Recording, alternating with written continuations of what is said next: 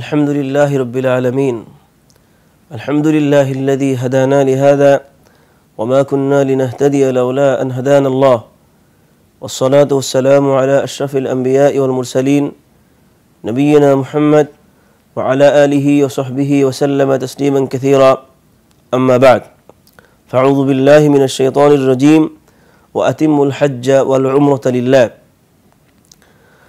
هذا هو الدرس الثالث عشر وعنوان هذا الدرس هو العمرة في رمضان فضلها وأحكامها.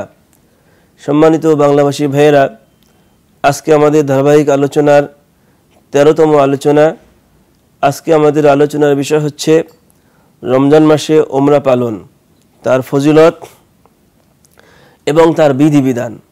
রমজান মাসে ওমরা পালন, তার ফজিলত এবং তার বিধিবিধান, এই বিষয়টি নিয়ে আমি সংক্ষিপ্ত আকারে আলোচনা করব।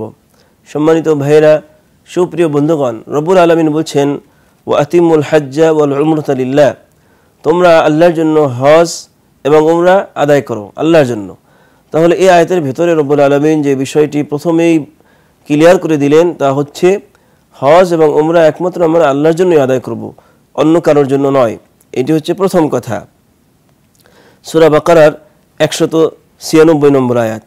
সম্মানিত ভাইয়েরা, সুপ্রিয় বন্ধুগণ, রমজান মাসে ওমরা আদায়ের একটি স্পেশাল গুরুত্ব রয়েছে এবং আলাদা গুরুত্ব রয়েছে এবং এর ফজিলতও স্পেশাল ফজিলত। কারণ রমজান মাসে কোনো ব্যক্তি যদি ওমরা আদায় করে, সে ব্যাপারে আল্লাহ রাসূল সাল্লাল্লাহু আলাইহি ওয়াসাল্লাম থেকে খুব চমৎকার দুটো হাদিস এসেছে।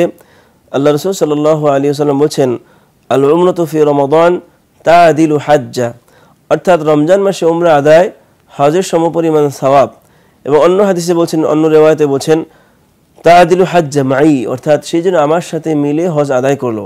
সুবহানাল্লাহ, এত চমৎকার কথা বলা হয়েছে, এত চমৎকার সওয়াবের সুসংবাদ দিয়েছেন প্রিয় হাবিব মুহাম্মদুর রাসূলুল্লাহ সাল্লাল্লাহু আলাইহি ওয়াসাল্লাম।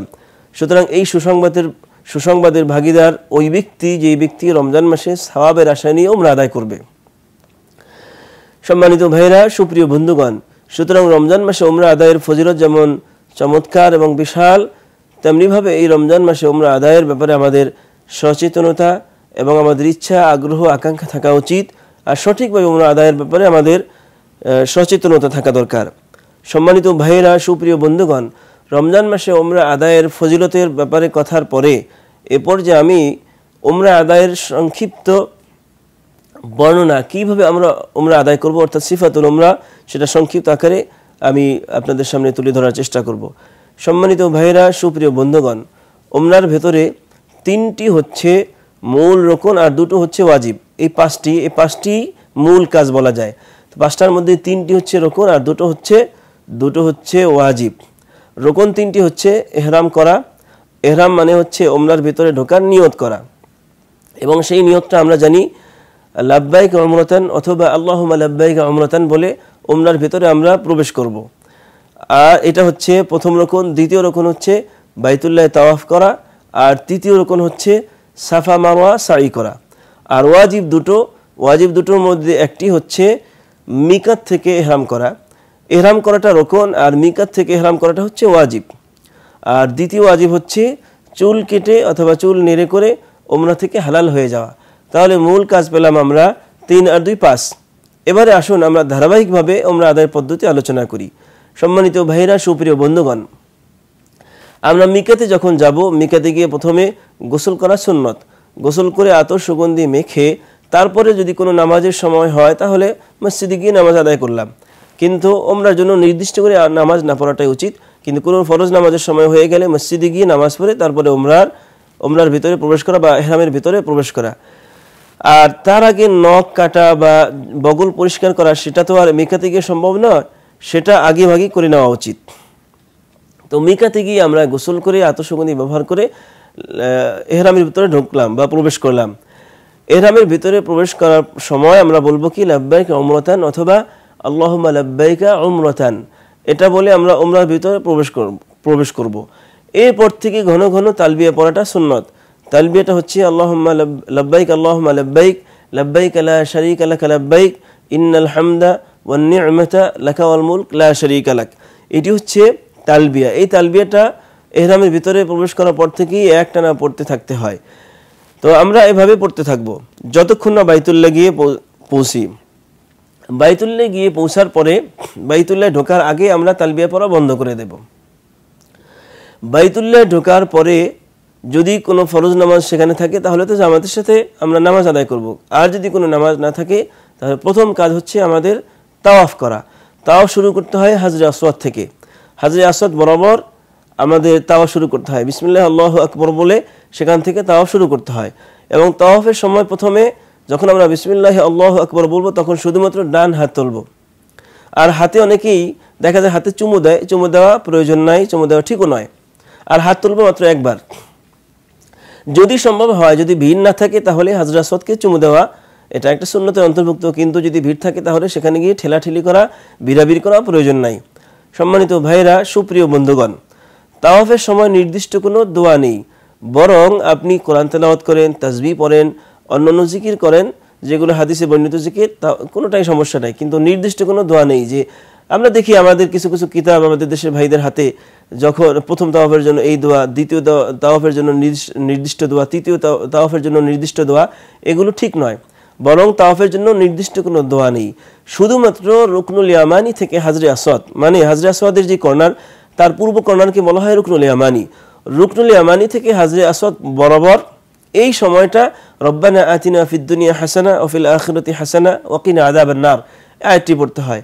আর বাকি সময় নির্দিষ্ট কোনো দোয়া নাই। তাওয়াফের সময় 2-3টা বিষয় খেয়াল রাখা জরুরি। একটি হচ্ছে যে হাজরে আসওয়াদ এবং রুকনুল ইয়ামানি, রুকনুল ইয়ামানি থেকে হাজরে আসওয়াদ এই সময়টা আপনার রব্বানা আতিনা ফিদ দুনিয়া এটা পড়বো, এটা সুন্নতের অন্তর্ভুক্ত। দ্বিতীয় হচ্ছে তাওয়াফের সময় রমাল করা।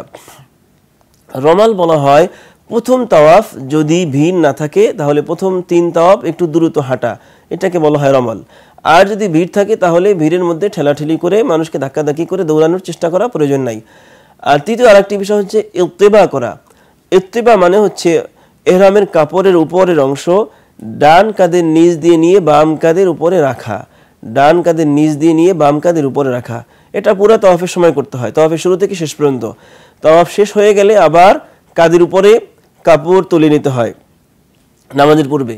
তো তাওয়াফ শেষ হলে 2 রাকাত নামাজ, 2 রাকাত নামাজের প্রথম রাকাতে কুল ইয়া আইয়ুহাল কাফিরুন সূরা দিয়ে এবং দ্বিতীয় রাকাতে কুল হুয়াল্লাহু আহাদ এই সূরা দিয়ে 2 রাকাত নামাজ পড়া। 2 রাকাত নামাজ শেষ করে এবং 2 রাকাত নামাজ পড়ার ক্ষেত্রে আমরা অনেক সময় একটু বাড়াবাড়ি করি। হাজরে আসওয়াদের পিছনে কি বলে মাকাম ইব্রাহিমের পিছনে অনেকে মনে করে সেখানে পড়া জরুরি, আসলে জরুরি নয়। সেখানে যদি ফাঁকা থাকে পড়বেন, কিন্তু যদি লোকেরা তাওয়াফ করতে থাকে তাহলে বাইতুল্লাহর যে কোনো প্রান্তে গিয়ে 2 রাকাত নামাজ পড়লেই চলবে।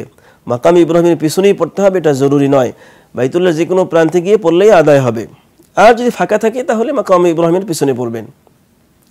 2 রাকাত নামাজ শেষ করে তারপরে সাফাতে যাওয়া। সাফাতে গিয়ে সেখানে গিয়ে কিছু দোয়া করতে হয়। প্রথমে তাকবীর দেওয়া, তাকবীর দিয়ে এরপরে ইন্না সফা ওয়াল মারওয়াতা মিন শাআইরিল্লাহ ফামান হাজ্জাল বাইতা আও ইতামারা ফালা জুনাহা আলাইহি আন ইয়াতাওয়াফা বিহিমা। এই আয়াতটি যদি কারো মুখস্থ থাকে পড়বেন, আর যদি মুখস্থ না থাকে তাহলে অত্যন্ত জরুরি নয়। এরপর আরেকটি দোয়া আছে, সেই দোয়াটা পড়তে পারলে ভালো।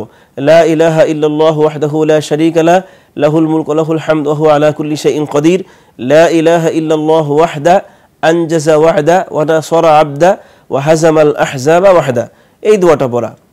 এইটি পড়ে এরপরে আপনি লম্বা দোয়া করবেন, বাইতুল্লাহমুখী হয়ে দীর্ঘ দোয়া করবেন। এরপরে সাফা থেকে মারওয়ার দিকে রওনা দেবেন। মারওয়ার দিকে রওনা দেওয়ার পরে 2টো সবুজ রঙের লাইট রয়েছে পরপর। এই সবুজ রঙের লাইটের মাঝখানে একটু দূরত্ব হাঁটা। মারওয়াতে গিয়ে পৌঁছার পরে আবার সাফাতে যে দোয়াগুলো পড়েছেন সেখানে গিয়ে সে একই দোয়া পড়বেন। এরপরে সেখান থেকে আবার সাফার দিকে রওনা দেবেন। আবার সেই সবুজ রঙের লাইটের বরাবর আসলে 2 লাইটের মাঝখানে একটু দূরত্ব হাঁটতে হবে।